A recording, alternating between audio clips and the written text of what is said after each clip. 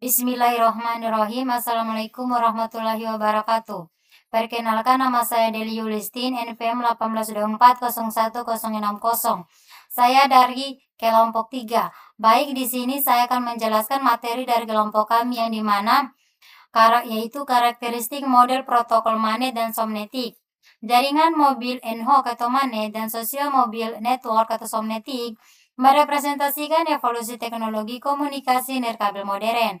Makalah ini mengeksplorasi karakteristik, arsitektur, dan protokol komunikasi kedua model jaringan yang semakin penting untuk konektivitas tanpa batas dan mobilitas tinggi di era digital. Kedua, jaringan ad hoc atau fondasi komunikasi desentralisasi. Satu, definisi ad hoc. Jaringan tanpa perangkat pusat seperti router atau switch memungkinkan perangkat berkomunikasi langsung melalui koneksi nirkabel.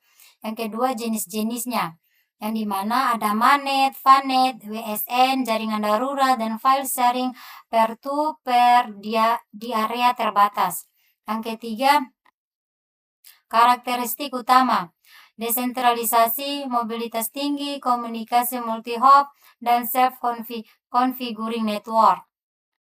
Yang ketiga, pendahuluan kebutuhan jaringan fleksibel.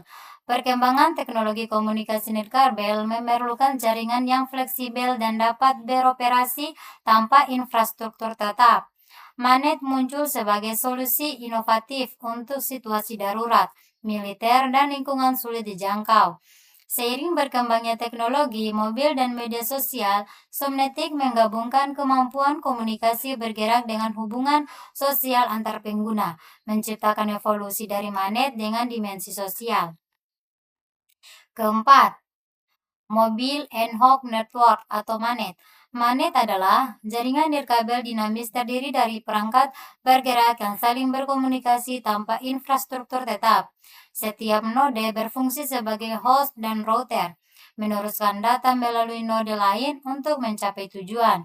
Kelebihannya, mudah diimplementasikan, akses real-time, fleksibel, dan dapat dikonfigurasi berbagai topologi. Kekurangannya yaitu packet loss, disconnection, bandwidth terbatas, dan lifetime baterai singkat. Yang kelima, karakteristik utama manet, yang dimana pertama, topologi dinamis. Node bergerak bebas, topologi berubah tidak terpola dan terus-menerus tanpa waktu tetap. Yang kedua, otonomi. Setiap node berperan sebagai end user dan router, menghitung sendiri route path yang dipilih. Ketiga, keterbatasan bandwidth. Link wireless memiliki kapasitas rendah, menyebabkan congestion dan efisiensi komunikasi terbatas.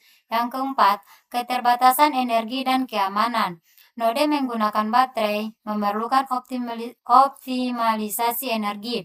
Wireless lebih rentan terhadap EFS dropping dan spoofing.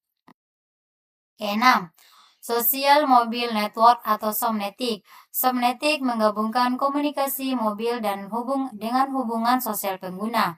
Jaringan ini memungkinkan interaksi sosial digital melalui perangkat bergerak tanpa bergantung sepenuhnya pada infrastruktur pusat. Protokol somnetik mempertimbangkan faktor teknis, jarak, energi, topologi, dan aspek sosial, kepercayaan, kedekatan sosial, dan pola interaksi. Aplikasi mencakup media sosial, mobil, berbagai konten, dan layanan berbasis lokasi. Ketujuh, protokol routing manet ada 3 kategori utama yang dimana pertama, protokol proaktif, mendistribusikan routing tabel ke seluruh jaringan. Setiap node memiliki routing tabel lengkap, contohnya DSDV, ORSR, Batman, konsumsi bandwidth besar karena broadcast-nya berkala. Kedua, protokol reaktif, pencarian node tujuan on demand hanya saat dibutuhkan. Routing tabel berisi informasi rute tujuan saja, contohnya AODV, DSR, DYMO, konsumsi bandwidth-nya lebih kecil, meminimalkan sumber daya baterai.